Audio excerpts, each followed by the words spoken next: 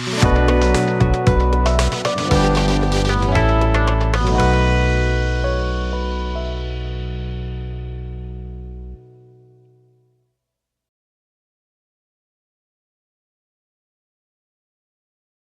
বন্ধুরা, বিয়ন্ড সানডের আরো একটি নতুন এপিসোডে আপনাদের প্রত্যেককে স্বাগত জানাই। আর আজকে আমাদের এই এপিসোডে আমাদের থিম হচ্ছে সিন বাই গড, ঈশ্বরের চোখে দৃশ্যমান। আচ্ছা, আপনাদের জীবনে কখনো এরকম হয়েছে যখন মনে হয়েছে আপনাকে কেউ দেখে না, কেউ বোঝে না, বা ঈশ্বরও কোথাও গিয়ে হয়তো আপনাকে নিয়ে চিন্তা করেন না? যদি এরকম হয়ে থাকে তাহলে আজকের এপিসোড আপনার জন্য।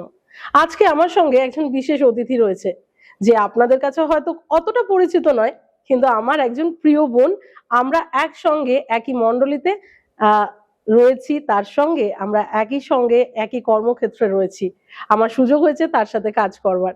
আর যখন আমি তাকে বলি যে আজকে আমাদের সঙ্গে তোর গল্পটাকে ভাগ করে নে, সে বলে, দিদি তুমি আমাকে বলছো, আমি তো সেরকম বড় কোনো একজন ব্যক্তি নয়, আমি এসে কি বলবো। কিন্তু আমি তাকে বলি যে তোর যে শক্তিশালী জীবনের স্টোরি রয়েছে, সেটার দ্বারা অনেক মানুষ হয়তো অনুপ্রাণিত হবে। আর আজকের এপিসোডে যখন আমরা আমাদের অতিথির সাথে আলাপ করব, আপনাদের প্রত্যেককে বলি আজকে কিন্তু মন দিয়ে তার জার্নিটাকে শুনবেন, কারণ আমি শিওর এই এপিসোডের শেষে আপনারা খুব সুন্দর একটা ভালো লাগা এবং ঈশ্বরের হাতকে অন্য মানুষের জীবনে দেখতে পারবেন। একটু দেরি না করে আসুন আমরা স্বাগত জানাই আজকের অতিথি। সংহতি পাল আজকে আমার সঙ্গে রয়েছে। সংহতি, ওয়েলকাম। আর যদিও তোমাকে তুমি করে বলা বা এত ফর্মালি ডিসকাশন করা আমার জন্য একটু কঠিন, কারণ খুব প্রিয় একজন মানুষ, আমরা একে অপরের সঙ্গে অনেক বছর ধরে রয়েছি একই মণ্ডলীতে।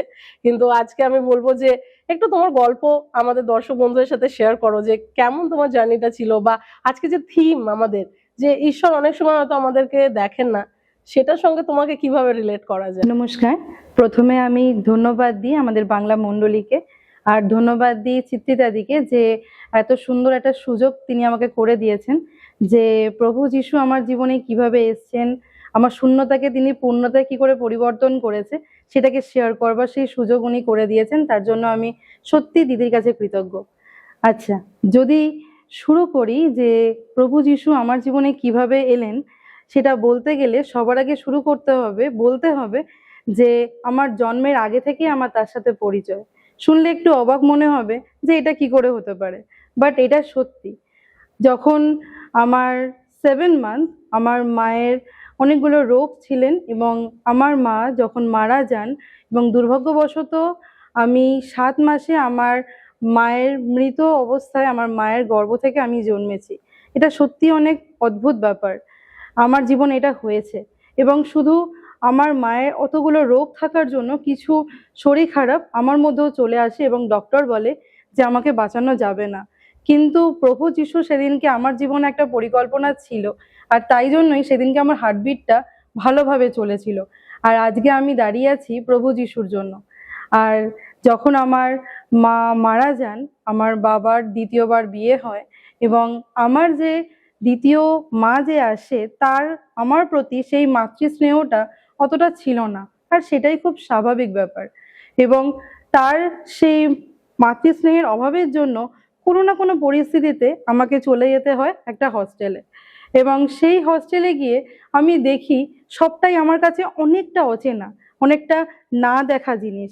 যে পরিস্থিতির সম্মুখীন আমাকে এক এক সময় হতে হয়েছে, সেই পরিস্থিতিগুলোর বিষয় আমি ওয়াকিবহাল ছিলাম না, কিন্তু সেখানে অনেক দুঃখ, অনেক কষ্টের মধ্যেও আমি প্রভু যিশুকে আমার বন্ধু হিসাবে পেয়েছিলাম, এবং তার সঙ্গে তৈরি হয়েছিল আমার নতুন একটা সম্পর্ক। এবং আস্তে আস্তে তার সাথে আমার সেই ভালোবাসার সম্পর্ক দিনের পর দিন গভীর হতে থাকে। আমার ঠাকুমা, আমার দাদু আমাকে অনেক ভালোবাসায় মানুষ করে ঠিকই, কিন্তু কোনো না কোনো পরিস্থিতিতে তারাও সেই সময় আমার কাছে থাকতে পারেনি। কিন্তু আমি দেখেছি আমার জীবনের সমস্ত পরিস্থিতিতে যদি কেউ আমার সঙ্গে থেকেছে, আমার হাত ধরে থেকেছে, সে শুধুমাত্র আমার যিশু। আর তাই আমি তাকে সবসময় ভালোবেসেছি এবং তিনি আমাকে সবসময় আগলে রেখেছেন। থ্যাংক ইউ সংগতি, এত সুন্দরভাবে আমাদের সঙ্গে এটা শেয়ার করে নেওয়ার জন্য। যখন তুই বলছিলি যে 7 মাস হয়তো তোর বয়স, কিন্তু আসলে সেটা 7 মাস তার ভূমিষ্ঠ হওয়ার পরে নয়, কিন্তু তার মাতৃ জঠরে যখন 7 মাস বয়স তখন। আর এটা সত্যি অভাবনীয়। আমি নিজে ওকে চিনি, তাই আমি জানি যে এটা একটা খুবই আশ্চর্য কাজ ঈশ্বর ওর জীবনে করেছে, যেটা সত্যি শুনি যতবার ততবারই আমি যেন বিশ্বাসে আরো দৃঢ় হই যে ঈশ্বরের কতটা পরিকল্পনা না থাকলে কোনো মানুষের জীবন এভাবেও রক্ষা হতে পারে। আর সংগতি, যখন তুই আমাকে শেয়ার করছিলি এই বিষয়গুলো যে তোর জীবনে কিভাবে তুই ঈশ্বরকে পেয়েছিস, আমার ভালো লাগছিল যে আজকে অনেক নতুন মানুষ তোর সাক্ষ্যকে শুনছে।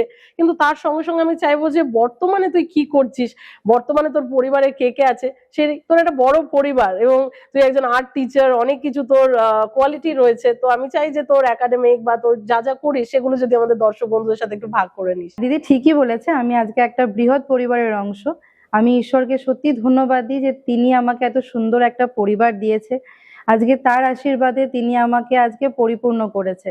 আর আমি যদি আমার জার্নি, আমার জীবনের প্রথম থেকে শুরু করি, তাহলে বলতে হয় যে আমি প্রথমে যে হস্টেলে ছিলাম সেই হস্টেলে ক্লাস 1 থেকে 10 অবধি পড়াশোনা করি। সেখানে আমি মাধ্যমিক পাশ করে তারপরে অন্য স্কুলে যাই, সেখানে আমি এইচএস পাশ করি এবং পরে আমি কলেজে যাই এবং সেখানে জিওগ্রাফিতে অনার্স নিয়ে পড়াশোনা করি এবং সেটা পাস আউট করার পরে আমি আমার বিয়ে হয়ে যায় এবং পরবর্তী সময় আমার শ্বশুর বাড়িতে আমার হাজবেন্ড, আমার শ্বশুর শাশুড়িকে নিয়ে আমি রয়েছি এবং ঈশ্বরকে অনেক ধন্যবাদ দিই যে তিনি আমার পরিবারকে এত সুন্দরভাবে দিয়েছে আমাকে, যারা সবসময় আমার পাশে থেকেছে। আমার দাদু মা যারা সবসময় আমাকে এনকারেজ করেছে, সবসময় তারা আমাকে বলেছে যে আমি কিছু পারি।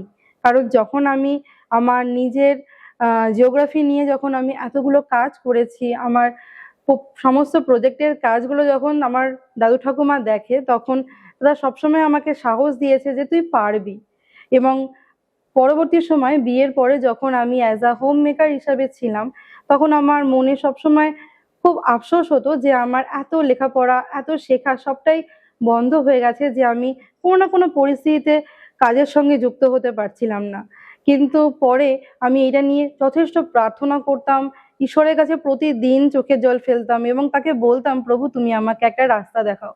এবং দীর্ঘদিন প্রার্থনার পর প্রভু তিনি আমাকে একটা রাস্তা দেখায় এবং আমি আমার নিজের আঁকা নিয়ে আবার নতুন করে কাজ শুরু করি। আমার আঁকা নিয়ে আমি মাস্টার্স কমপ্লিট করি এবং পরবর্তী সময় আমার আঁকাকে আমি আরো কি করে বৃদ্ধি করতে পারি সেটা নিয়েও রীতিমতো পড়াশোনা করছি। আর যখন আমি আমার আঁকা নিয়ে কন্টিনিউ কাজ করেছি, তখন আমি সাহায্য পাই এবং আমাকে এনকারেজ করে আমার শ্বশুরবাড়ির লোকেরা, এবং তারা আমাকে বলে যে আমাকে আঁকার জন্য যদি আমি এগুলোকে চর্চায় রাখতে চাই, তাহলে আমি কিছু বাচ্চাদেরকেও এর মধ্যে এই কাজটা করতে পারি। এবং তখন আস্তে আস্তে আমি আমার এই এলাকার কিছু বাচ্চাদেরকে নিয়ে কাজ করি এবং তাদেরকে সেই আঁকাগুলো শেখাই এবং তাদের মধ্যে আমি সেই প্রভু যিশুকেও তাদেরকে জানাই। তাদের মধ্যে সেই ছোট ছোট বাচ্চাগুলোকে কিভাবে যিশু আমার জীবনে বন্ধু হয়ে এসেছিল সেটি তাদেরকে আমি বলি। থ্যাংক ইউ সংগতি শেয়ার করার জন্য। আর যখন তুই শেয়ার করছিলি আমি তখন ভাবছিলাম যে সত্যি তোর স্কুলটার দ্বারা কত বাচ্চা উপকৃত হচ্ছে। সেখানে শুধুমাত্র যে সাধারণ বাচ্চারা আসছে তা নয়, কিন্তু শারীরিকভাবে বিশেষভাবে সক্ষম যারা, সেরকম বাচ্চাদের মধ্যেও ও কাজ করে। আর আপনারা যদি এরকম কোনো মায়েরা থেকে থাকেন যাদের বাচ্চারা হয়তো বিশেষভাবে সক্ষম, আপনারাও কিন্তু সংগতির সাথে যোগাযোগ করতে পারেন। নিচে কমেন্ট সেকশনে আপনারা লিখতে পারেন যে আপনারা তার সাথে যোগাযোগ করতে চান। বেলেঘাটা অঞ্চলে তার এই আঁকার স্কুল রয়েছে এবং সে বিভিন্ন বাচ্চাদেরকে নিয়ে সেখানে কাজ করছে। এবং যখন তুই বলছিলি যে ঈশ্বরকে ভাগ করে নি, আজকে আমরা বিয়ন্ড সানডের এই এপিসোডে না বললেই নয়, অনেকগুলো এপিসোড আমরা পেরিয়ে এসেছি, অনেক মানুষের গল্প আমরা শুনেছি এবং আমরা দেখছি আমাদের দর্শক বন্ধুরাও ভালোবাসা দিচ্ছে, শুনছে যে ঈশ্বর কিভাবে তাদের জীবনে কাজ করছে। অনেক মানুষই হয়তো হোম মেকার হিসাবে নিজেদেরকে মনে করে যে তারা ডিমিন হয়ে যাচ্ছে বা তাদেরকে কোথাও ছোট করা হচ্ছে, যদিও পরিবার সামলানো, বাড়ি সামলানো কোনো ছোট বিষয় নয়। অনেক মানুষ রয়েছে তারা বাড়িতে রয়েছে বলে, তারা বাড়িটাকে সামলাচ্ছে বলে হয়তো তাদের পরিবারের লোকেরা বাইরে গিয়ে কিছু করতে পারছে, কিন্তু ঈশ্বর আমাদেরকে শুধুমাত্র বাড়ি ঘর সামলানোর জন্য এই পৃথিবীতে পাঠাননি। তিনি প্রত্যেককে কিছু না কিছু দায়িত্ব দিয়েছেন এবং বিশেষ কিছু ক্ষমতা দিয়েছেন। যেমন আমি তোকে জানি যে তোর হাতের আঁকা এত সুন্দর রয়েছে এবং পরবর্তী ক্ষেত্রে সেই আঁকার সূত্রেই আমি কিন্তু তোকে একটা কাজের সুযোগ করে দিয়েছিলাম, যেখানে একটা এনজিওর সঙ্গে তুই যুক্ত রয়েছিস। আর সেই এনজিওতে যেহেতু হিউম্যান ট্রাফিকিং ভিকটিমসদের নিয়ে আমরা কাজ করি, সেখানে ঈশ্বর যখন তোকে নিয়ে যায়, তোর অভিজ্ঞতা কিরকম ছিল? কখনো তো ভাবিসনি যে এরকম মানুষদের মধ্যে ঈশ্বর তোকে কাজ করবার সুযোগ দেবে। তো প্রথম দিকের অভিজ্ঞতাগুলো কেমন ছিল একটু শুনবো। আমি সত্যি ঈশ্বরকে ধন্যবাদ দিই, কারণ আমার জীবনের প্রত্যেকটা স্টেপে ঈশ্বরকে ধন্যবাদ না দিলে অনেক কম হবে। কারণ আমার জীবনের প্রতিটা লেখাই তার দ্বারা, এবং সেই আমার জীবনের প্রত্যেকটা ছন্দ তিনিই লিখেছেন। তো আজকে দিদি যখন বলে যে আমার কর্মক্ষেত্র সম্বন্ধে আমাকে কিছু বলতে, তখন সত্যিই আমি বলছি আমি ঈশ্বরের কাছে খুব কৃতজ্ঞ যে এত সুন্দর একটা প্ল্যাটফর্ম তিনি আমাকে দিয়েছেন। তো শুরু করি প্রথম থেকে। সেটা হচ্ছে, আমি যখন বললাম আমি যখন হোম মেকার ছিলাম, আমি বাড়িতে কিছু আঁকা নিয়ে কাজ করতাম, নিজে নিজে কিছু আঁকতাম, কিন্তু ওই একটা খামতি ছিল যে আমি কোনো জায়গায় সেই সুযোগটা পাচ্ছিলাম না। আসলে আমি দীর্ঘদিন প্রার্থনা করেছি এবং বলেছি যে আমাকে সেই প্ল্যাটফর্মটা ঈশ্বর যেন জুগিয়ে দেয়, এবং ঈশ্বর আমার প্রার্থনায় সাড়া দেন, এবং সেই চিত্রিতাদির হাত দিয়েই আমি সেই কর্মক্ষেত্রের সন্ধান পাই। একদিন চিত্রিতাদি আমাকে এসে প্রস্তাব দেয় যে আমাকে তাকে কিছু আঁকা এঁকে দিতে হবে, এবং আস্তে আস্তে যখন আমি তাকে সেই আঁকাগুলো এঁকে দিই, কিছু ভুল ত্রুটি থাকায় তিনি আমাকে দ্বিতীয়বার আবার সেই আঁকাগুলোকে কারেকশন করতে বলে। কিন্তু পরবর্তী সময় আমি যখন আঁকাগুলো ভুলগুলোকে ঠিক করি, তখন দিদি আমাকে বলে যে কিছু আঁকার ধরন, কিছু আছে আঁকার প্যাটার্ন, যেগুলো আমাকে অফিসে গিয়ে বুঝতে হবে, শিখতে হবে। কিন্তু সত্যি কথা বলতে আমি বাসে যাতায়াতটাতে অতটা ওয়াকিবহাল ছিলাম না, তাই প্রথমে অনেকটা ভয় পেয়ে যাই যে আমি যাব কি করে। কিন্তু ওই যে প্রভু যিশু সবসময় আমার সঙ্গে ছিলেন, তিনি আমাকে সাহস দিয়েছিলেন, আমি গেছিলাম, আমি শিখেছি ওখানে, এবং যখন ওখানে যাই আমি, ওখানে আমার পরিচয় হয় অনেকগুলো দিদির সাথে, এবং তাদের সঙ্গে যখন আমি আস্তে আস্তে দিনের পর দিন কাজ করি, আমি বুঝতে পারি সেই সমস্ত দিদিগুলো অনেকটা মানসিক দিক থেকে একা, অনেকটা তারা তাদের জীবন অনেকটা ভালোবাসা শূন্য অবস্থায় তারা রয়েছে। এবং তখন যেন আমি কোথাও না গিয়ে রিলেট করতে পারি আমার সেই অতীতের জীবনটাকে, যখন আমিও সেই হস্টেলে একা ছিলাম, ভালোবাসার শূন্য অবস্থায় ছিলাম, কিন্তু আমার জীবনে সেই শূন্যতাকে পূর্ণ করেছিল আমার যিশু।